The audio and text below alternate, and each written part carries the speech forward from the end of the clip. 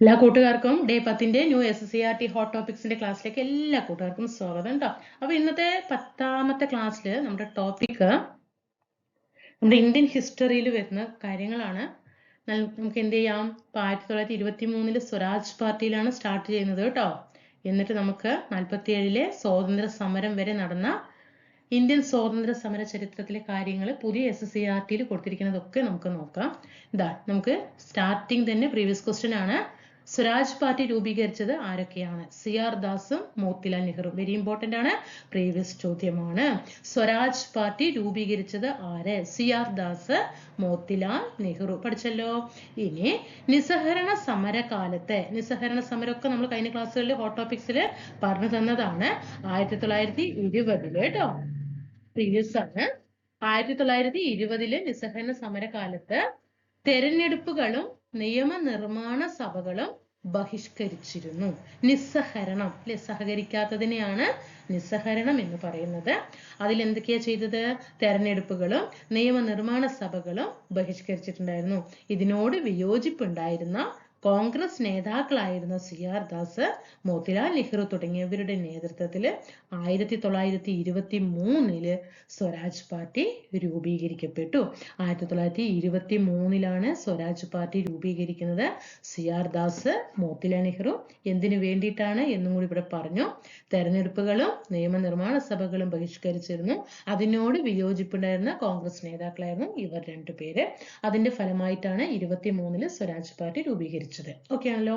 ഇനി നിയമനിർമ്മാണ സഭകളെ പോരാട്ടത്തിനുള്ള വേദിയാക്കുകയായിരുന്നു അവരുടെ ലക്ഷ്യം. നിയമനിർമ്മാണ സഭ നമുക്കറിയാം, ഓരോ ഇപ്പൊ കാര്യങ്ങളിലെ ഓരോ രാജ്യങ്ങളിലെ ഓരോ കാര്യങ്ങളും നടപ്പിലാക്കുന്നത് നിയമനിർമ്മാണ സഭകളിലാണ്.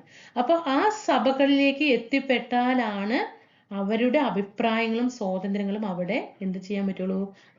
രേഖപ്പെടുത്താൻ കഴിയുള്ളൂ. പുറത്തു നിന്നുകൊണ്ട് പ്രതികരിച്ചിട്ട് കാര്യങ്ങൾ നടക്കില്ല. സഭയുടെ ഉള്ളിലെത്തണം അല്ലേ?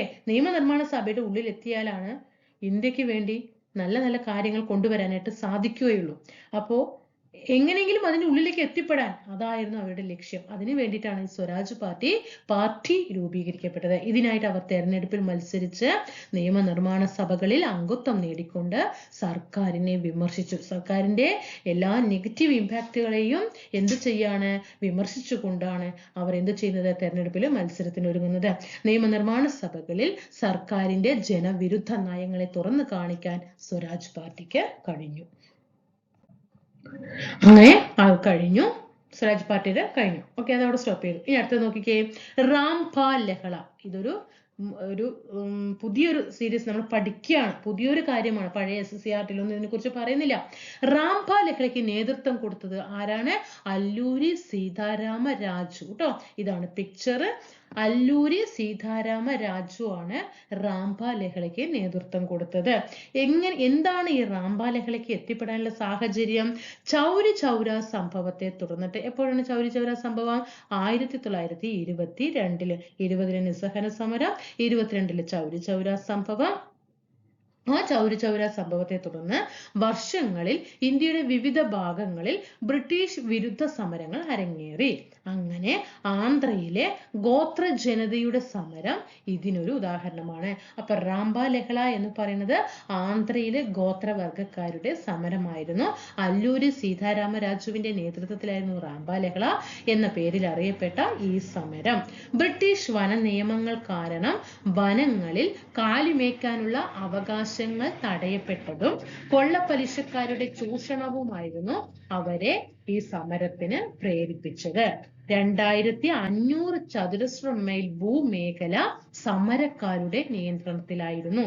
മലബാർ സ്പെഷ്യൽ പോലീസ് അല്ലെ, MSP, അതുപോലെ അസം റൈഫിൾസ് എന്നീ സൈനിക വിഭാഗങ്ങളെ ഉപയോഗിച്ചിട്ടാണ് ഈ റാംപാൽ ലഹള എന്ത് ചെയ്തത്? അടിച്ചമർത്തിയത്. അതിന്റെ ഫലമായിട്ട് അല്ലൂരി സീതാരാമ രാജു സമരത്തിനിടയിൽ കൊല്ലപ്പെടുകയാണ് ഉണ്ടായത്.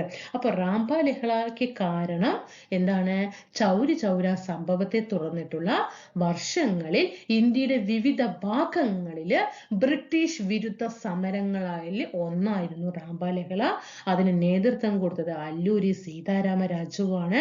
ആന്ധ്രയിലെ ഗോത്ര ജനത നടത്തിയ ഒരു സമരമാണ്. എന്തിനായിരുന്നു ഈ സമരം കൊണ്ടുവന്നത് എന്ന് ചോദിച്ചാൽ ബ്രിട്ടീഷുകാരുടെ കടുത്ത വന നിയമങ്ങൾ, ഗോത്രവർഗം പറയുമ്പോൾ തന്നെ അറിയാം വനങ്ങളിലാണ് അല്ലെ, അപ്പൊ അവരുടെ വന നിയമങ്ങൾ കാരണം അവർക്ക് കാലിമേക്കാനുള്ള അവകാശങ്ങൾ തടയപ്പെട്ടു. കൊള്ള പലിശക്കാരുടെ ചൂഷണം, ഇതൊക്കെ അവരെ സമരത്തിന് പ്രേരിപ്പിച്ചു. 2500 കേട്ടോ, 2500 ചതുരശ്ര മീറ്റർ ഭൂമേഖല മുഴുവൻ ഈ ഗോത്രവർഗം എന്ത് ചെയ്തു, സമരക്കാര് അവരുടെ നിയന്ത്രണത്തിലാക്കി. അപ്പൊ അതിന് അടിച്ചമർത്താൻ MSPയും അതുപോലെ അസം റൈഫിൾസും ഒക്കെ ചേർന്നിട്ടാണ് ഈ സമരങ്ങളെ എല്ലാം അടിച്ചമർത്തിയത്. ആ സമരത്തിൽ ഇതിന് നേതൃത്വം കൊടുത്ത അല്ലൂരി സീതാരാമരാജു കൊല്ലപ്പെട്ടു.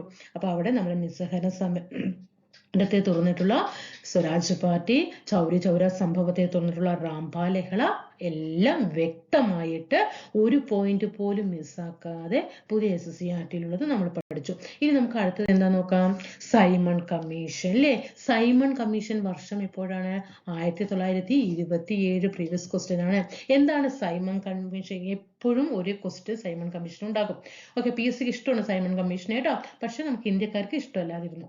നോക്കിക്കേ, ഇന്ത്യയിൽ നടപ്പിലാക്കേണ്ട ഭരണഘടനാ പരിഷ്കാരങ്ങളെ പറ്റി നിർദ്ദേശങ്ങൾ നൽകാൻ ബ്രിട്ടീഷ് ഭരണകൂടം നിയമിച്ച കമ്മീഷനായിരുന്നു സർ ജോൺ സൈമണിന്റെ നേതൃത്വത്തിലുള്ള കമ്മീഷൻ. അപ്പൊ സൈമൺ കമ്മീഷന്റെ നേതൃത്വം ആർക്കാണ്, ജോൺ സൈമൺ. അതുകൊണ്ടാണ് സൈമൺ കമ്മീഷൻ എന്ന പേര് വന്നത്. കമ്മീഷന്റെ പ്രീവിയസ് ക്വസ്റ്റ്യൻ ആണ്, എത്ര അംഗങ്ങളാണ്, 7 അംഗങ്ങളാണ്. എങ്ങനെ നമുക്ക് കണക്കാക്കാം, സൈമൺ കമ്മീഷൻ എന്നല്ലേ, സൈമൺ S അല്ലേ, 7 അല്ലേ, അപ്പൊ 1927. എത്ര അംഗങ്ങൾ, 7S ആയില്ലേ, 7 അംഗങ്ങൾ. എല്ലാം ഈ സൈമൺ കമ്മീഷന്റെ 7 അംഗങ്ങളായിരുന്നു. ആ 7 അംഗങ്ങളും ബ്രിട്ടീഷുകാരാണ്. അതിലൊരു ഇന്ത്യക്കാർ പോലും ഇല്ല. അംഗീകരിച്ചു കൊടുക്കുക കമ്മീഷനെ ഇല്ല. ഇക്കാരണത്താൽ സൈമൺ കമ്മീഷനെ ബഹിഷ്കരിക്കാൻ കോൺഗ്രസും മറ്റു ചില രാഷ്ട്രീയ പാർട്ടികളും തീരുമാനിക്കുകയും ചെയ്തു. അങ്ങനെ കമ്മീഷൻ നമ്മുടെ ഇന്ത്യയിൽ എത്തുന്നത് എപ്പോഴാണ്, 1928 ഫെബ്രുവരി മാസം വിത്ത് ഡേറ്റ് പഠിച്ചോ, 28 മാത്രം പഠിച്ചു വെക്കേണ്ട. 27 സൈമൺ കമ്മീഷൻ എന്ത് ചെയ്തു, സൈമൺ കമ്മീഷനെ നിയമിച്ചു. പക്ഷെ അവർ ഇന്ത്യയിൽ എത്തുന്നത് 1928 ഫെബ്രുവരി മാസം 3 കേട്ടോ. നമുക്കറിയാലോ 28 നമുക്ക് ഓർക്കാം, ഫെബ്രുവരിയിലാണ് ആകെ 28 ദിവസങ്ങളുള്ളത് അല്ലെ. 28 എന്ന് പറയുന്നത് ഫെബ്രുവരിയിലേ. അപ്പൊ അതേ തന്നെ ഇവിടെ കണക്കാക്കാം, ഫെബ്രുവരി എന്ന് കണക്കാക്കാം കേട്ടോ. 3 രാജ്യത്തുടനീളം ഹർത്താൽ ആചരിച്ചു. സൈമൺ തിരിച്ചു പോവുക, സൈമൺ ഗോ ബാക്ക് അല്ലെ എന്ന മുദ്രാവാക്യം ഇന്ത്യക്കാരെ ഉയർത്തി. എന്താ കാരണം, എന്താണ്, എന്തിനാ ഈ കമ്മീഷൻ നിയമിച്ചിരിക്കുന്നത്, അതിലൊരു ഇന്ത്യക്കാരെയും വേണ്ടില്ല അല്ലെ. പക്ഷെ 7 പേര് ബ്രിട്ടീഷ് അംഗങ്ങളായിരുന്നു. അതുകൊണ്ട് തന്നെയാണ് സൈമൺ ഗോ ബാക്ക് എന്ന് പറഞ്ഞിട്ടുള്ള മുദ്രാവാക്യത്തോടു കൂടി രാജ്യത്തുടനീളം ഹർത്താൽ ആചരിച്ചത്. എന്തിനാ സൈമൺ കമ്മീഷൻ നിയമിച്ചത്, പ്രീവിയസ് ക്വസ്റ്റ്യൻ ആണ്. സൈമൺ കമ്മീഷൻ ഇന്ത്യയിൽ നടപ്പിലാക്കേണ്ട ഭരണഘടനാ പരിഷ്കാരങ്ങളെ പറ്റി നിർദ്ദേശങ്ങൾ നൽകാൻ. ഇനി അങ്ങനെ മുദ്രാവാക്യം ഇന്ത്യൻ തെരുവുകളിൽ മുഴങ്ങി. ലാഹോറില് സമരക്കാർക്ക് നേരെ നടന്ന ലാത്തി ചാർജിൽ പരിക്കേറ്റ ലാലാ ലജ്പത് റായ് പിന്നീട് മരണപ്പെട്ടു. അപ്പൊ ലാലാ ലജ്പത് റായിയുടെ മരണത്തിന് ഇടയാക്കിയ സംഭവമാണ് 1928 സൈമൺ തിരിച്ചു പോവുക എന്ന മുദ്രാവാക്യത്തില് എന്ത് ചെയ്തു, ലാത്തി ചാർജുകളും ഹർത്താലുകളും നടന്നു. ആ ഹർത്താലിലാണ് ലാലാ ലജ്പത് റായ് എന്ന ഇന്ത്യക്കാരൻ മരണപ്പെടുന്നത്. കെട്ടുറപ്പുള്ള ഭരണഘടനാ പരിഷ്കാരങ്ങൾ ആവിഷ്കരിക്കാൻ ഇന്ത്യക്കാർക്ക് കഴിയില്ലെന്ന് ബ്രിട്ടീഷ് ഉദ്യോഗസ്ഥർ നിരന്തരം പറഞ്ഞുകൊണ്ടിരുന്നു. അതുകൊണ്ടാണ് ഈ 7 പേരും ബ്രിട്ടീഷുകാരായത്. എന്താണ്, നല്ല ഭരണഘടനാ പരിഷ്കാരങ്ങൾ കൊണ്ടുവരാൻ ഇന്ത്യക്കാർ വിട്ടുകൊടുക്കോ ഇല്ല അല്ലെ. ഈ പശ്ചാത്തലത്തില് പൂനെയിൽ വിവിധ പാർട്ടികൾ യോഗം ചേർന്ന് ചോദിച്ച ക്വസ്റ്റ്യൻ ആണ്, എവിടെ വെച്ചിട്ടാണെന്ന് ചോദിച്ചിട്ടുണ്ട്, പൂനെയിലാണ്. ഭരണഘടനാ പരിഷ്കരണ റിപ്പോർട്ട് തയ്യാറാക്കി. മോത്തിലാൽ നെഹ്റുവിന്റെ നേതൃത്വത്തിൽ തയ്യാറാക്കിയ ഈ റിപ്പോർട്ട് നെഹ്റു കമ്മിറ്റി ഈ അടുത്ത് നടന്ന ഈ 2025 ലാസ്റ്റ് ഡിസംബർ മാസങ്ങളിൽ നടന്ന എക്സാമിൽ ചോദിച്ച ക്വസ്റ്റ്യൻ ആണ്. നെഹ്റു കമ്മിറ്റി റിപ്പോർട്ട് എന്നറിയപ്പെടുന്ന കമ്മിറ്റി റിപ്പോർട്ട് ആരുടേതാണ്, ജവഹർലാൽ നെഹ്റു അല്ല മക്കളെ, അത് മോത്തിലാൽ നെഹ്റുവിൻ്റെതാണ്. പ്രീവിയസ് ചോദ്യമാണ്. 1928 നെഹ്റു കമ്മിറ്റി റിപ്പോർട്ട് പുറത്തു വരുന്നത്. പിൽക്കാലത്ത് ഇന്ത്യൻ ഭരണഘടന തയ്യാറാക്കുന്നതിൽ ഈ റിപ്പോർട്ട് സ്വാധീനം ചെലുത്തി. ഇത് ചോദ്യമാണ്, പ്രീവിയസ് ക്വസ്റ്റ്യൻ ആണ്. ഇന്ത്യൻ ഭരണഘടന തയ്യാറാക്കുന്നതിൽ സ്വാധീനിച്ച റിപ്പോർട്ട് ഏതാന്ന് ചോദിച്ചിട്ടുണ്ട്. അത് നെഹ്റു കമ്മിറ്റി റിപ്പോർട്ടാണ്. നെഹ്റു കമ്മിറ്റി റിപ്പോർട്ട് സമർപ്പിച്ചത് ആരാണ്, മോത്തിലാൽ നെഹ്റു ആണ്, ജവഹർലാൽ നെഹ്റു അല്ല. അങ്ങനെ നമ്മള് 28 സൈമൺ കമ്മീഷൻ ഇന്ത്യയിലേക്ക് പറഞ്ഞു. അതേ 28 തന്നെയാണ് പ്രീവിയസ് ക്വസ്റ്റ്യൻ ബർദോളി സത്യാഗ്രഹം നടക്കുന്നത്. ബർദോളി കർഷക സമരം ട്ടോ. 1928 ഗുജറാത്തിലെ പ്രീവിയസ് ആണ് ബർദോളി വലിയൊരു കർഷക സമരത്തിന് വേദിയായി. അപ്പൊ ബർദോളി എന്ന് പറയുന്ന സ്ഥലം എവിടെയാണ്? ഗുജറാത്തിലാണ്. സർദാർ വല്ലഭായ് പട്ടേലിന്റെ പ്രീവിയസ് ആണ്. വല്ലഭായ് പട്ടേലിന്റെ നേതൃത്വത്തിലായിരുന്നു സമരം. അബ്ബാസ് തിയാബ്ജി, വിത്തൽഭായ് പട്ടേൽ എന്നിവരും സമരത്തിൽ വലിയ പങ്ക് വഹിച്ചു. നാളത്തെ എക്സാമിന്റെ ക്വസ്റ്റ്യൻ ആണ്. ബർദോളി സത്യാഗ്രഹത്തിന് നേതൃത്വം കൊടുത്ത സമരക്കാരിൽ താഴെ പറയുന്നവരിൽ ആരൊക്കെയാണെന്ന് ചോദിക്കും. സർദാർ വല്ലഭായ് പട്ടേൽ, അബ്ബാസ് തിയാബ്ജി, വിത്തൽഭായ് പട്ടേൽ എന്നിവരും സമരത്തിൽ വലിയ പങ്ക് വഹിക്കുകയും നികുതി വർധനവായിരുന്നു സമരത്തിന്റെ കാരണം. പ്രീവിയസ് ക്വസ്റ്റ്യൻ ആണ്. ബർദോളി സത്യാഗ്രഹത്തിന് കർഷക സമരത്തിന് കാരണമായത്. അപ്പോൾ കർഷകർ എന്ന് കേൾക്കുമ്പോൾ തന്നെ മനസ്സിലാക്കണം നികുതിയാണ് എന്നുള്ളത് കേട്ടോ. നികുതി വർധനവായിരുന്നു സമരത്തിന്റെ പ്രധാനപ്പെട്ട കാരണം. നികുതി അടയ്ക്കാൻ വിസമ്മതിച്ചുകൊണ്ട് കർഷകർ സമരം ആരംഭിച്ചു. പറയുമ്പോൾ നികുതി കൊടുക്കാൻ പറ്റുമോ? കഴിയില്ല അല്ലെ.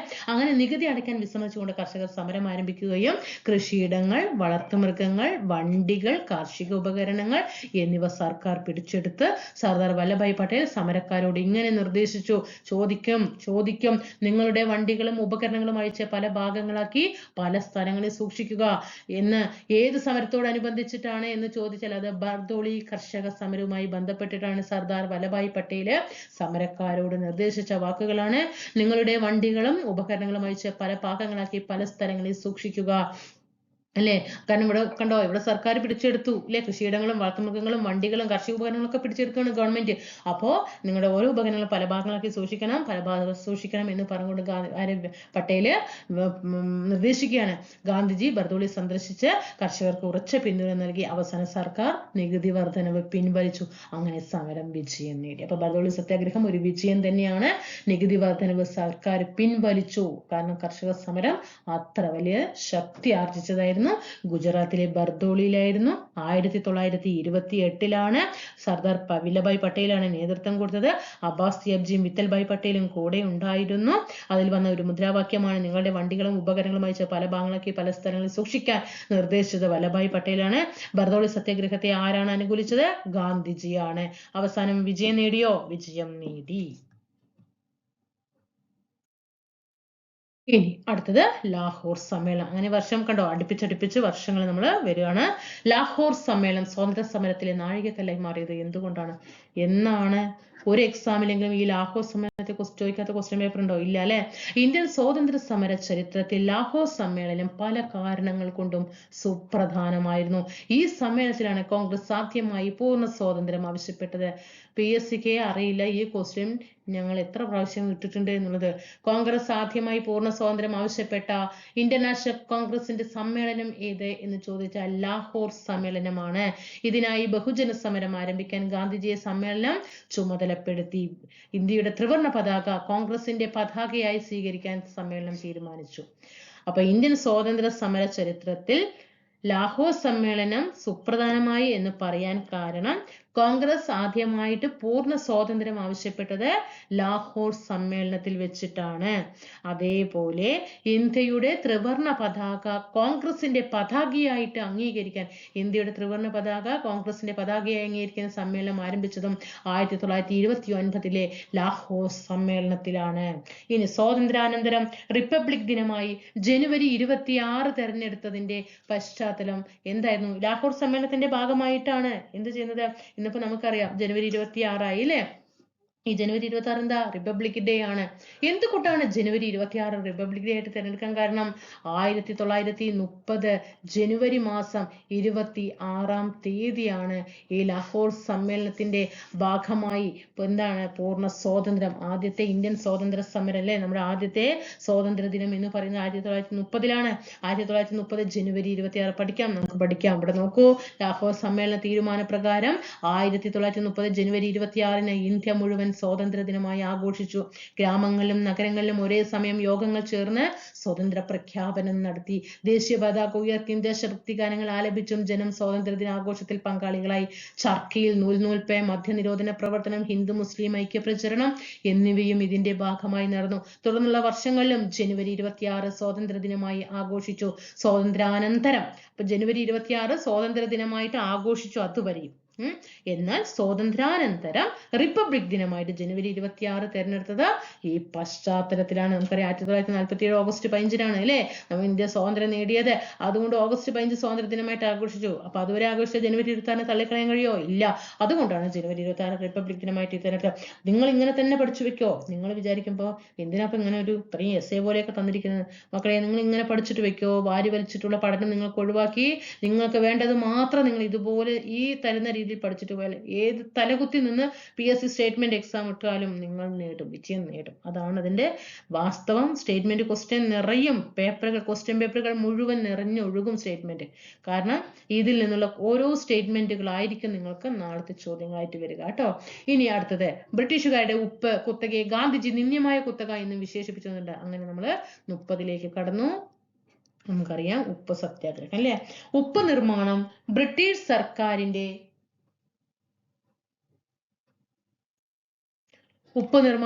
സർക്കാരിന്റെ കുത്തകയായിരുന്നു. അതിനാൽ സ്വകാര്യ വ്യക്തികൾ ഉപ്പ് നിർമ്മിക്കുന്നത് കുറ്റകരമായി കണക്കാക്കി അവർക്ക് ശിക്ഷ വിധിച്ചു. അപ്പൊ എന്തിനാണ് ഉപ്പ് സത്യാഗ്രഹം എന്ന് മനസ്സിലായോ?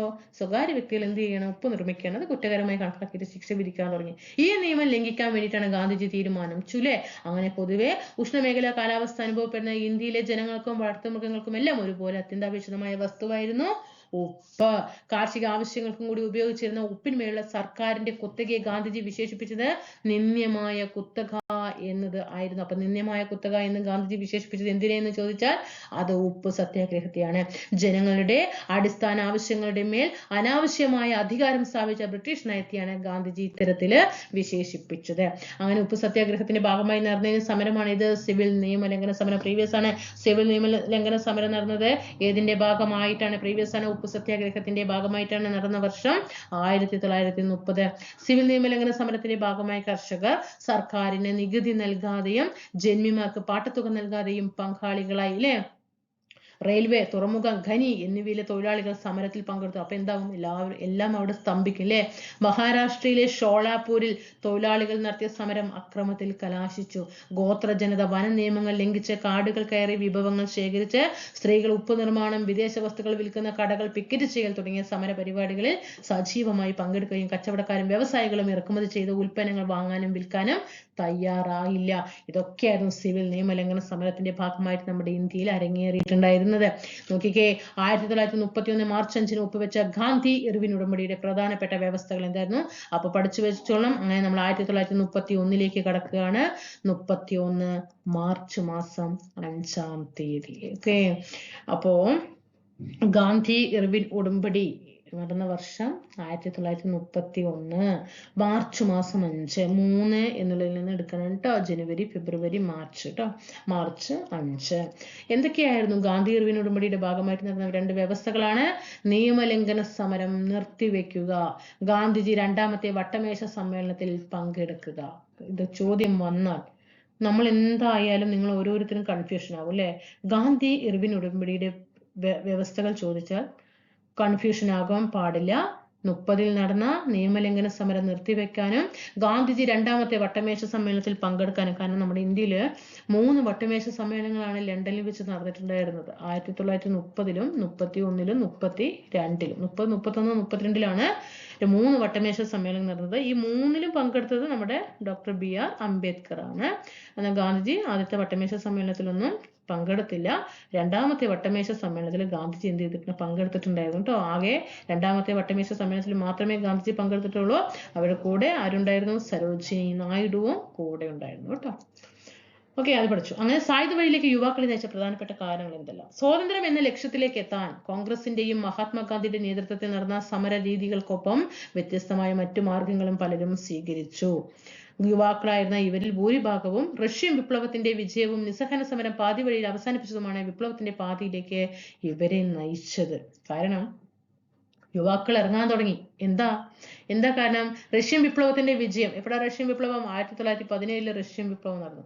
അതിന്റെ വിജയവും നിസ്സഹന സമരം പാതി വഴിയിൽ അവസാനിപ്പിച്ചത്. നമുക്കറിയാം 1920 നിസ്സഹന സംഭവം കൊടുകൊണ്ടിരിക്കുന്ന സമയത്ത് ഗാന്ധിജി പെട്ടെന്നൊരു സുപ്രഭാതത്തിൽ പറയാണ് നിസ്സഹന സമരം നിർത്തിവെക്കാൻ ആഹ്വാനം ചെയ്യുകയാണ് അല്ലെ.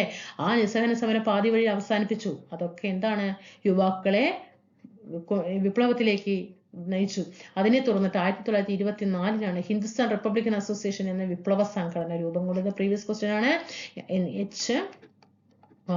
HRA Hindustan Republican association. HRA 1924 വിപ്ലവ സംഘടന രൂപം കൊള്ളുന്നത്. 1917 റഷ്യൻ വിപ്ലവത്തിന്റെ വിജയവും 1920 നിസ്സഹന സമരത്തിന്റെ നിർത്തിവെക്കലും പാതി വഴിയിൽ അവസാനിപ്പിച്ചതുമാണ് ഈ യുവാക്കളെ സായുധ വഴിയിലേക്ക് എത്തിച്ച പ്രധാനപ്പെട്ട കാരണങ്ങൾ.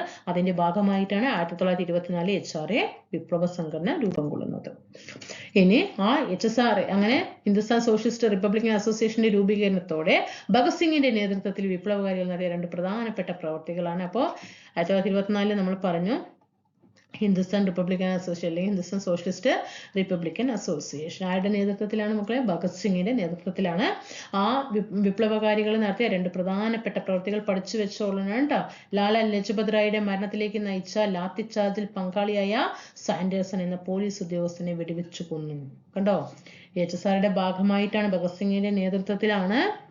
നമുക്കറിയാം 1927 സൈമൺ നമ്മൾ പഠിച്ചു വന്നതാണ് ഇപ്പോൾ സൈമൺ കമ്മീഷന്റെ സൈമൺ തിരിച്ചു പോവുക എന്ന ഹർത്താലിലാണ് നമ്മുടെ ലാലാ ലജ്പത് റായ് എന്ത് ചെയ്യുന്നത്? മരണപ്പെടുന്നത്. ആ ലാലാ ലജ്പത് റായിയുടെ മരണത്തിലേക്ക് നയിച്ച ലാത്തി ചാർജിൽ പങ്കാളിയായിരുന്നു സാൻഡേഴ്സൺ എന്ന പോലീസ് ഉദ്യോഗസ്ഥൻ. ആ പോലീസ് ഉദ്യോഗസ്ഥനെ വെടിവെച്ച് കൊന്നു. കേന്ദ്ര നിയമനിർമ്മാണ സഭയിലേക്ക് ബോംബ് എറിഞ്ഞു. ഇത് രണ്ടും ഭഗത് സിംഗിന്റെ നേതൃത്വത്തിൽ വിപ്ലവകാരികൾ നടത്തിയ രണ്ട് പ്രധാനപ്പെട്ട പ്രവൃത്തികളാണ്. ഇനി ഇവിടെ 3 പേരുടെ ചിത്രം തന്നിട്ടുണ്ട്. ഇവിടെ റെയിൽവേയുടെ ഒരു ബോർഡും ഉണ്ട് അല്ലെ? കക്കോരി ട്രെയിൻ കവർച്ച നടന്നത് അല്ലെ? എന്താണ് കക്കോരി സംഭവം? ആയുധങ്ങൾ വാങ്ങാൻ പണം കണ്ടെത്താനായി 1925 ഓഗസ്റ്റ് മാസം 9 വിപ്ലവകാരികൾ ഉത്തർപ്രദേശിലെ ലക്നൌവിനടുത്തുള്ള കക്കോരിയിൽ വെച്ച് 8 ഡൗൺ തീവണ്ടി തടഞ്ഞ് റെയിൽവേയുടെ പണം കൈക്കലാക്കി. നിരവധി പേർ ഈ കേസിൽ അറസ്റ്റിലായി. റാം പ്രസാദ് ബിസ്മിൽ, അഷ്ഫാഖുള്ള ഖാൻ, രാജേന്ദ്ര ലാഹിരി, റോഷൻ സിംഗ് എന്നിവർക്ക് ഈ കേസിൽ വധശിക്ഷ നൽകി. 4 പേരെ ആൻഡമാൻ ദ്വീപിലേക്ക് നാടുകടത്തി. 17 പേർക്ക് തടവ് ശിക്ഷ വിധിച്ചു. നമ്മൾ പറഞ്ഞു വിപ്ലവകാരികൾ സായുധ വിപ്ലവത്തിലേക്ക് കടന്നു എന്ന് പറഞ്ഞു അല്ലെ? കക്കോരി ട്രെയിൻ കവർച്ച. എന്തിനാ ഇവര് ട്രെയിൻ കവർച്ച നടത്താൻ കാരണം? ഈ ആയുധങ്ങൾ വാങ്ങാൻ പണം കണ്ടെത്തണം. പിന്നെ സമരത്തിന് അറിയാൻ മാത്രം മതിയോ? പറ്റില്ല അല്ലെ? ആയുധങ്ങൾ കയ്യിൽ വേണ്ടേ? അങ്ങനെ 25 പഠിച്ചു വെച്ചോളണം കേട്ടോ. അത് പഠിച്ചു വെക്കണടാ. ഇത് പ്രീവിയസ് ക്വസ്റ്റ്യൻ ആണ് കേട്ടോ. 1925 ഓഗസ്റ്റ് മാസം 9 ഉത്തർപ്രദേശിലെ ലക്നൌവിനടുത്തുള്ള കക്കോരി ട്രെയിൻ കവർച്ച നടന്നത്. ഉത്തർപ്രദേശിലെ ലക്നൌവിനടുത്തുള്ള കക്കോരിയിൽ ചിലപ്പോൾ ചോദ്യങ്ങൾ വരും. കക്കോരി എവിടെയാണെന്ന് ചോദിക്കും. ഉത്തർപ്രദേശിലെ ലക്നൌവിലാണ് കേട്ടോ. 8 ഡൗൺ തീവണ്ടി തടഞ്ഞിട്ട് റെയിൽവേയുടെ പണം കൈക്കലാക്കി. അതിൽ അറസ്റ്റായ 4 വ്യക്തികളാണ് റാം പ്രസാദ് ബിസ്മില്, അഷ്ഫാഖുള്ള ഖാൻ, രാജേന്ദ്ര ലാഹിരി, റോഷൻ സിംഗ്. അവര് 4 പേരെയും വധശിക്ഷയ്ക്ക് വിധേയമാക്കി. 4 പേരെ ആൻഡമാനിലേക്ക് നാടുകടത്തി. 17 പേർക്ക് തടവ് ശിക്ഷ. ഇനി കോൺഗ്രസ് സോഷ്യലിസ്റ്റ് പാർട്ടിയുടെ രൂപീകരണത്തിന് കാരണമായ സാഹചര്യങ്ങൾ. Congress socialist CSP Congress socialist പാർട്ടിയുടെ രൂപീകരണം പഠിച്ചു വെച്ചോളണം. PSCയുടെ ഇഷ്ട വിഷയമാണ്. 1917 റഷ്യൻ വിപ്ലവത്തിന്റെ വിജയവും സോഷ്യലിസ്റ്റ് ആശയങ്ങളുടെ പ്രചരണവും കോൺഗ്രസ് സോഷ്യലിസ്റ്റ് പാർട്ടിയുടെ രൂപീകരണത്തിലേക്ക് നയിച്ചു. കോൺഗ്രസിനുള്ളിൽ തന്നെയുള്ള സോഷ്യലിസ്റ്റ് ആശയങ്ങളോട് ആഭിമുഖ്യമുള്ളവർ ചേർന്നായിരുന്നു CSP രൂപീകരിച്ചത്. JP ഇതൊന്ന് വെരി ഇമ്പോർട്ടന്റ് ആണ് മക്കളെ, പഠിച്ചു വെക്കണം കേട്ടോ. ജയപ്രകാശ് നാരായണൻ JP എന്ന് പറയും. ജയപ്രകാശ് നാരായണനായിരുന്നു CSPയുടെ ആദ്യത്തെ സെക്രട്ടറി. മുതലാളിത്തത്തെയും ജന്മിത്വത്തെയും എതിർത്ത് ഒരു സോഷ്യലിസ്റ്റ് സമൂഹം സ്ഥാപിക്കലായിരുന്നു പാർട്ടിയുടെ ലക്ഷ്യം. ഈ ഒരു ചോദ്യം ഇതൊന്നും പഠിച്ചു വെക്കണം കേട്ടോ. CSPയുടെ ലക്ഷ്യം സോഷ്യലിസ്റ്റ് സമൂഹം. പ്രീവിയസ് ആയതുകൊണ്ടാണ് ഞാൻ അത് അത്രയും പറയാൻ കാരണം. സോഷ്യലിസ്റ്റ് സമൂഹം സ്ഥാപിച്ചെടുക്കുക എന്ന ലക്ഷ്യത്തോടെയായിരുന്നു. കർഷകരെയും തൊഴിലാളികളെയും സംഘടിപ്പിച്ചുകൊണ്ട് അവരുടെ പ്രശ്നങ്ങൾ ചർച്ചയാക്കാൻ കോൺഗ്രസ് സോഷ്യലിസ്റ്റ് പാർട്ടിക്ക് കഴിഞ്ഞു. പഠിക്കണം. JP ജയപ്രകാശ് നാരായണനാണ് കോൺഗ്രസ് സോഷ്യലിസ്റ്റ് പാർട്ടിയുടെ ആദ്യത്തെ സെക്രട്ടറി. ഇനി ബംഗാളിൽ നടന്ന തേഭാഗ സമരം നോക്കാം. ഇത് പ്രീവിയസ് ആണ്. എവിടെയാണ് തേഭാഗ സമരം നടന്നത്? എന്നും ചോദിക്കാറുള്ളതാണ്. പശ്ചിമ ബംഗാളാണ്. അഖിലേന്ത്യാ കിസാൻ സഭയുടെ നേതൃത്വത്തിൽ 46-47 കാലത്താണ് തേഭാഗ സമരം നടക്കുന്നത്. പഠിച്ചു വെച്ചോണ്ടേ. സ്വാതന്ത്ര്യം കിട്ടുന്ന വർഷങ്ങളിലാണ്. 46-47 കാലത്തെ പശ്ചിമ ബംഗാളിലാണ് തേഭാഗ സമരം നടന്നത്. ഭൂപ്രഭുക്കളായ ജോത്താദർമാർക്ക് എതിരായിട്ടായിരുന്നു ആർക്കാണ്? ജോത്തേദാർമാർക്കെതിരെയായിരുന്നു കർഷകരുടെ സമരം. വിളവ് രണ്ടായി ഭാഗിച്ച് ഒരു ഭാഗം ജോത്തേദാർമാർക്ക് നൽകുന്ന രീതിയാണ് ഉണ്ടായിരുന്നത്. അതായത് കർഷകർ കൃഷി ചെയ്യും, എന്നിട്ട് ആ വിളവിനെ രണ്ടായി ഭാഗിച്ചിട്ട് ഒരു ഭാഗം ആർക്ക് കൊടുക്കണം? ജോത്തേദാർമാർക്ക് നൽകുന്ന രീതി. വിളവിനെ മൂന്നായി ഭാഗിക്കണമെന്നും 2 ഭാഗം തങ്ങൾക്ക് ലഭിക്കണമെന്നും ആവശ്യപ്പെട്ട് കർഷകർ നടത്തിയ സമരത്തിലെ മുദ്രാവാക്യമായിരുന്നു തേബാഗാച്ചായ്. തേബാഗാച്ചായ് എന്ന് പറഞ്ഞാൽ 3/2 ഭാഗം ഞങ്ങൾക്ക് വേണം. ഇപ്പോ ഒരു പോർഷൻ കൃഷി ചെയ്ത് കഴിഞ്ഞാൽ ഈ 2 ഭാഗം അല്ലെ, ഒന്ന് ആർക്കാണ്? ജോത്തേദാർമാർക്കാണ് അല്ലെ, ഇതാർക്കാണ്? കർഷകർമാർക്കാണ്. അപ്പൊ ഇവർക്ക് എന്താ ലാഭം? ഇവർ പണിയെടുക്കുക അല്ലെ, ഇവർ സുഖമായി അനുഭവിക്കുക അല്ലെ. അപ്പൊ എന്താണ്? അത് പാടില്ല. എന്താകണം? ഇതിപ്പോ ഒരു ഇതാണെങ്കിൽ എത്രയാക്കണം? ഒരു ഭാഗം 2 ഭാഗം. ഇത് മാത്രമായിരിക്കണം ജോത്തേദാർമാർക്ക്. ഇത് ഫുള്ളും ആർക്കായിരിക്കണം? കർഷകർക്കായിരിക്കണം. അനിവാര്യമായ ഒരു കാര്യം തന്നെയാണ് അല്ലെ. അപ്പൊ ആ സമരത്തിന്റെ മുദ്രാവാക്യം എന്താണ്? തേബാഗാച്ചായ്. തേബാഗാച്ചായ് എന്ന് പറഞ്ഞാൽ പശ്ചിമ ബംഗാളിലെ ഭാഷയാണ്. അത് 3/2 ഭാഗം ഞങ്ങൾക്ക് വേണം എന്നതാണ്. ഈ സമരം ജന്മിമാർക്കെതിരെയുള്ള കർഷകരുടെ ശക്തമായ ചെറുത്തുനിൽപ്പായിട്ട് ഇന്ത്യ ചരിത്രത്തിൽ രേഖപ്പെടുത്തിയിട്ടുണ്ട്. ഇപ്പൊ പശ്ചിമ ബംഗാളിലാണ് തേബാഗ സമരം. 1946-47 കാലത്താണ്. അതുമായി ബന്ധപ്പെട്ട് നടന്ന വിശദമായ വിവരങ്ങൾ നിങ്ങളുടെ മുന്നിൽ എത്തിച്ചേർന്നിട്ടുണ്ട്. അങ്ങനെ നമ്മൾക്ക് കഴിഞ്ഞു. 46-47 നമുക്കറിയാം. 42 ക്വിറ്റ് ഇന്ത്യ സമരം നോക്കാം. ഗാന്ധിജി ഉൾപ്പെടെയുള്ള നേതാക്കന്മാർ ജയിലിലായിട്ടും ജയപ്രകാശ് നാരായണൻ, റാം മനോഹർ ലോഹ്യ, അരുണ ആസഫ് അലി, സുജേത കൃപലാനി തുടങ്ങിയവർ ഒളിവിൽ നിന്ന് സമരം നയിച്ചു. നമുക്കറിയാം സ്വാതന്ത്ര്യ സമര കാലത്ത് ഗാന്ധിജി ആ സമയത്തൊക്കെ എന്താ? അറസ്റ്റിലാണ് അല്ലെ. ആ അറസ്റ്റിലായ സമയത്ത് നേതാക്കള് ജയിലായിട്ട് പോലും ജയപ്രകാശ് നാരായണനും റാം മനോഹർ ലോഹ്യ, പഠിച്ചു വെച്ചോളാം ഇവരുടെ പേരുകളൊക്കെ ശ്രദ്ധിക്കണേ. അരുണ ആസഫ് അലി അല്ലെ, ക്വിറ്റ് ഇന്ത്യ നായിക എന്നറിയപ്പെടുന്നത് ആരാണ്? അരുണ ആസഫ് അലിയാണ് ക്വിറ്റ് ഇന്ത്യ നായകൻ. ജയപ്രകാശ് നാരായണാണ് പ്രീവിയസ് ആണ്. ജയപ്രകാശ് നാരായണാണ് ക്വിറ്റ് ഇന്ത്യ സമര നായകൻ. ക്വിറ്റ് ഇന്ത്യ സമര നായിക അരുണ ആസഫ് അലി. പിന്നെ സുചേത കൃപലാനി തുടങ്ങിയവർ ഒളിവിൽ നിന്ന് സമരം നയിച്ചു. വിദ്യാർത്ഥികളും യുവജനങ്ങളും തൊഴിലാളികളും സ്ത്രീകളും എല്ലാം സമരത്തെ മുന്നോട്ട് കൊണ്ടുപോയി. ബോംബെ നഗരത്തിൽ നിന്നും രഹസ്യമായി കോൺഗ്രസ് റേഡിയോ വഴി നേതാക്കന്മാർ സമരക്കാരോട് സംസാരിച്ച് പ്രചരണം നടത്തി. സമരത്തിനിടെ ആക്രമണങ്ങൾ ഉണ്ടായപ്പോഴും ഗാന്ധിജി അക്രമത്തെ അപലപിക്കാൻ തയ്യാറായില്ല. ഭരണകൂടത്തിന്റെ അക്രമമാണ് ജനങ്ങളെ പ്രകോപിപ്പിച്ചത് എന്നായിരുന്നു ഗാന്ധിജിയുടെ നിലപാട്. അക്രമത്തെ അപലപിക്കണമെന്ന സർക്കാരിന്റെ നിർബന്ധത്തിന് വഴങ്ങാതെ ഗാന്ധിജി ജയിലിൽ 21 ദിവസത്തെ നിരാഹാര സമരം ആരംഭിച്ചു. അപ്പൊ കോൺഗ്രസ് റേഡിയോ വഴിയാണ് നേതാക്കന്മാർ എന്ത് ചെയ്തത്? സമരക്കാരുമായിട്ട് സംസാരിച്ചു. കാരണം അറസ്റ്റിലാണ് അല്ലെ. അപ്പൊ ഈ റേഡിയോ വഴി എന്ത് ചെയ്തു? സമരക്കാരുമായിട്ട് ആരൊക്കെ സമരക്കാരെന്നൊക്കെ നമ്മൾ മേലെ പറഞ്ഞു. അവരൊക്കെ ആയിട്ട് പ്രചരണം നടത്തി. സമരത്തിനിടെ ആക്രമണങ്ങൾ ഉണ്ടായപ്പോഴും ഗാന്ധിജി അക്രമത്തെ അപലപിക്കാൻ തയ്യാറായില്ല അല്ലെ. അക്രമം സാധാരണ ഗാന്ധിജി പറയുമ്പോൾ അഹിംസാ രീതിയാണ് അല്ലെ. അപ്പോൾ അക്രമത്തെ അയ്യോ ഇങ്ങനെ അക്രമം ചെയ്യരുതെന്ന് ഗാന്ധി പറയാൻ പോയില്ല. കാരണം ഭരണകൂടത്തിന്റെ അക്രമമാണ് ജനങ്ങളെ പ്രകോപിപ്പിച്ചത് കൊണ്ടാണ് ജനങ്ങൾ തിരിച്ചു ചെയ്തത് എന്നായിരുന്നു ഗാന്ധിജിയുടെ നിലപാട്. അങ്ങനെ അക്രമത്തെ അപലപിക്കണമെന്ന സർക്കാരിന്റെ നിർബന്ധം ഗാന്ധിജിയോട് ഉണ്ടായിരുന്നു. പക്ഷെ ഗാന്ധിജി അതിന് വഴങ്ങിക്കൊടുക്കാതെ 21 ദിവസത്തെ നിരാഹാരം അദ്ദേഹം പ്രഖ്യാപിച്ചു. ക്വിറ്റ് ഇന്ത്യ സമരകാലത്ത് സ്ഥാപിതമായിട്ടുള്ള സമാന്തര ഭരണകൂടങ്ങൾ എന്തൊക്കെയാണെന്ന് നമുക്ക് നോക്കാം. ഉത്തർപ്രദേശിലെ ബല്യയിൽ ചിട്ടു പാണ്ഡ്യയുടെ നേതൃത്വത്തിൽ സമാന്തര ഭരണം. അടുത്തൊരു എക്സാമിന് വന്നു കഴിഞ്ഞാൽ ന്യൂ SCERT പഠിക്കാത്ത ഒരു വിദ്യാർത്ഥികൾക്കും ഈ ആൻസർ കിട്ടില്ല. പക്ഷെ നിങ്ങൾക്ക് ഓരോരുത്തർക്കും ഇതൊരു മാർക്കാണ്. സമാന്തര ഭരണകൂടം സ്ഥാപിക്കപ്പെട്ടത് ഏത് സമരത്തിന്റെ ഭാഗമായി? പഠിച്ചോളണം. സമാന്തര ഭരണകൂടം സ്ഥാപിച്ചത് ഏത് സമരകാലത്തെ എന്ന് ചോദിച്ചാൽ ക്വിറ്റ് ഇന്ത്യ സമരകാലത്ത്. പഠിച്ചു വെച്ചോളണേ. എവിടെയാണ്? ഉത്തർപ്രദേശിലെ ബല്യ. ഉത്തർപ്രദേശിലെ ബല്യയിൽ ആരുടെ നേതൃത്വത്തിലാണ്? ചിട്ടു പാണ്ഡെയുടെ നേതൃത്വത്തിൽ. മഹാരാഷ്ട്രയിലെ സത്താറയിൽ നാനാ സാഹിബിന്റെ നേതൃത്വത്തിൽ നിലവിൽ വന്ന ഭരണകൂടം 45 വരെ നിലനിന്നു കേട്ടോ. അപ്പൊ ഉത്തർപ്രദേശിലെ ബല്യയിൽ ചിട്ടുപാണ്ഡ്യന്റെ നേതൃത്വത്തിലാണ് സമാന്തര ഭരണം സ്ഥാപിക്കപ്പെട്ടത്. അതേപോലെ മഹാരാഷ്ട്രയിലെ സത്താറയിലെ നാനാ പാട്ടീലിന്റെ നേതൃത്വത്തില് ഒരു ഭരണകൂടം 45 വരെ നിലനിന്നു. ബംഗാളിലെ താംലൂക്കിൽ സ്ഥാപിതമായ ഭരണകൂടം 1 വർഷക്കാലം വരെ തുടർന്നു. വിദ്യാലയങ്ങൾക്ക് സഹായം നൽകിയും കോടതികൾ സ്ഥാപിച്ചു മിച്ചമുള്ള ധാന്യം ദരിദ്രർക്ക് നൽകിയും ഭരണകൂടം മികച്ച പ്രവർത്തനം കാഴ്ചവെച്ചു. ഇനി ക്യാബിനറ്റ് മിഷൻ നമുക്ക് നോക്കാം. 1946 മക്കളെ ഞാൻ പഠിപ്പിച്ചിരുന്ന ഈ ക്ലാസ് ഫുൾ കാര്യങ്ങളും എല്ലാ ചോദ്യങ്ങളും പ്രീവിയസ് ആണ്. ഒരു കുറച്ച് ക്വസ്റ്റ്യൻസ് നമുക്ക് പഴയ SCERT നിന്ന് പുതിയ SCERT മാത്രമേ ആ ക്വസ്റ്റ്യൻസ് ഉള്ളൂ. അത് നിങ്ങളുടെ റാങ്കിനെ ഉയരത്തിലേക്ക് നിങ്ങൾക്ക് അത് കൊണ്ടുവരാൻ കഴിയും. പക്ഷെ പഠിക്കണം, ഇടയ്ക്കിടയ്ക്ക് എടുത്തിട്ട് റിവിഷൻ ചെയ്യണം. നമ്മുടെ ക്ലാസ്സുകളൊക്കെ ഇഷ്ടപ്പെടുകയാണെങ്കിൽ കൂട്ടുകാർ തീർച്ചയായിട്ടും സബ്സ്ക്രൈബ് ചെയ്ത് സപ്പോർട്ട് ചെയ്യണം. വലതുവശത്ത് കാണുന്ന ബെൽ ബട്ടൺ ഒന്ന് പ്രസ് ചെയ്യണം കേട്ടോ.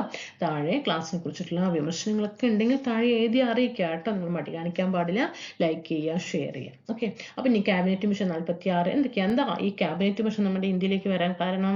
അധികാര കൈമാറ്റം നടക്കുന്നത് വരെ ഇടക്കാല ഗവൺമെന്റ് രൂപീകരിക്കുക, ഇന്ത്യക്കായി ഭരണഘടന തയ്യാറാക്കാൻ ഒരു ഭരണഘടനാ നിർമ്മാണ സമിതി രൂപീകരിക്കുക എന്നിവയായിരുന്നു ക്യാബിനറ്റ് മിഷന്റെ പ്രധാനപ്പെട്ട നിർദ്ദേശങ്ങൾ. വെരി ഇമ്പോർട്ടന്റ് കേട്ടോ. ക്യാബിനറ്റ് മിഷന്റെ നിർദ്ദേശങ്ങൾ പഠിക്കണം. അധികാര കൈമാറ്റം നടക്കുന്നത് വരെ എന്ത് ചെയ്യണം? ഒരു ഇടക്കാല ഗവൺമെന്റ്, നമുക്കറിയാം നെഹ്റുവിന്റെ നേതൃത്വത്തിൽ ഒരു ഇടക്കാല ഗവൺമെന്റ് വന്നിട്ടുണ്ടായിരുന്നു 46-ൽ. ആ ഇടക്കാല ഗവൺമെന്റ് രൂപീകരിക്കണം. ഇന്ത്യക്കായിട്ട് ഒരു ഭരണഘടന തയ്യാറാക്കാൻ എന്ത് കൊണ്ടുവരണം? ഒരു ഭരണഘടനാ നിർമ്മാണ സമിതി രൂപീകരിക്കുന്നവയാണ് ക്യാബിനറ്റ് മിഷന്റെ നിർദ്ദേശങ്ങൾ. ഇനി മൗണ്ട് ബാറ്റൻ പദ്ധതി. അവസാനത്തെ വൈസ്രോയി ആയിരുന്നു. ഇതൊന്ന് പഠിച്ചു വെക്കണേ, പ്രീവിയസ് ചോദ്യമാണ്. നമ്മുടെ ഇന്ത്യയിലെ അവസാനത്തെ വൈസ്രോയി ആയിരുന്നു മൗണ്ട് ബാറ്റൻ. മുന്നോട്ട് വെച്ച പദ്ധതിയാണ് മൗണ്ട് ബാറ്റൻ പദ്ധതി. 47-ലാണ് രാജ്യത്തെ ഇന്ത്യ പാകിസ്ഥാൻ എന്നിങ്ങനെ രണ്ടായി വിഭജിച്ച് സ്വാതന്ത്ര്യം കൈമാറാൻ ഈ പദ്ധതി നിർദ്ദേശിച്ചു. ഈ ഒരു പദ്ധതി കൊണ്ടാണ് ഇന്ന് നമുക്കറിയാം ഇന്ത്യ പാകിസ്ഥാൻ എന്ന വിഭജനം തന്നെ വന്നത്. ഇന്ത്യയിലെ അവസാനത്തെ വൈസ്രോയി, അതായത് 1947 ഓഗസ്റ്റ് 15 മുമ്പുള്ള വൈസ്രോയി ആയിരുന്നു മൗണ്ട് ബാറ്റൻ. മൗണ്ട് ബാറ്റൻ പദ്ധതിയാണ് രാജ്യത്തെ ഇന്ത്യ പാകിസ്ഥാൻ എന്നിങ്ങനെ രണ്ടായി വിഭജിച്ചിട്ട് സ്വാതന്ത്ര്യം കൈമാറാൻ ഈ പദ്ധതി നിർദ്ദേശിച്ചത്. ഇന്ത്യൻ സ്വാതന്ത്ര്യ സമരം മുന്നോട്ട് വെച്ച പ്രധാനപ്പെട്ട മൂല്യങ്ങൾ എന്തൊക്കെയാണ്? ആധുനിക ലോകം സാക്ഷ്യം വെച്ച ഏറ്റവും വലിയ ജനകീയ പ്രസ്ഥാനങ്ങളിൽ ഒന്നായിരുന്നു ഇന്ത്യൻ സ്വാതന്ത്ര്യ സമരം. വർഷങ്ങൾ നീണ്ടുനിന്ന ബ്രിട്ടീഷ് വിരുദ്ധ സമരം എക്കാലത്തും ചില മൂല്യങ്ങളെ ഉയർത്തിപ്പിടിച്ചിരുന്നു. അഹിംസ, ജനാധിപത്യം, ദേശീയ ഐക്യം, മതേതരത്വം, ബഹുസ്വരത, സാമൂഹ്യനീതി, സാമ്പത്തിക സ്വയം പര്യാപ്തത എന്നിവയാണ് ഇന്ത്യൻ സ്വാതന്ത്ര്യ സമരം മുന്നോട്ട് വെച്ച പ്രധാനപ്പെട്ട മൂല്യങ്ങൾ. പഠിച്ചു വെച്ചോളണം. ഇന്ത്യൻ സ്വാതന്ത്ര്യ സമരം മുന്നോട്ട് വെച്ച പ്രധാനപ്പെട്ട മൂല്യങ്ങളാണ് അഹിംസ, ജനാധിപത്യം, ദേശീയ ഐക്യം, മതേതരത്വം, ബഹുസ്വരത, സാമൂഹ്യനീതി, സാമ്പത്തിക സ്വയം പര്യാപ്തത എന്നിവയാണ് ഇന്ത്യയുടെ സ്വാതന്ത്ര്യ സമരം മുന്നോട്ട് വെച്ച പ്രധാനപ്പെട്ട മൂല്യങ്ങൾ. ഓക്കെ ആണല്ലോ. അപ്പോൾ നമ്മുടെ ടെലിഗ്രാം ഗ്രൂപ്പിന്റെ ലിങ്ക് കൊടുക്കാം, അതിലും കൂടിയിട്ട് ജോയിൻ ചെയ്യാനായിട്ട് ശ്രമിക്കുക കേട്ടോ. ഇംഗ്ലീഷിന്റെ ക്ലാസ്സുകളൊക്കെ ഒപ്പം പ്രീവിയസ് ക്വസ്റ്റ്യൻ വരുന്നുണ്ട്. ഇംഗ്ലീഷിന് നമുക്ക് ടോപ്പിക് വൈസ് ആയിട്ട് തന്നെ ക്ലാസ്സുകൾ തരാം. 2025 ചോദിച്ച 2024 ഒക്കെ ടോപ്പിക് വൈസ് ആയിട്ട് ചോദ്യങ്ങൾ തരാം കേട്ടോ. തീർച്ചയായിട്ടും നിങ്ങളുടെ ഭാഗത്ത് സപ്പോർട്ട് ചെയ്യണം. അടുത്ത ക്ലാസ്സിൽ കാണാം. Thank you.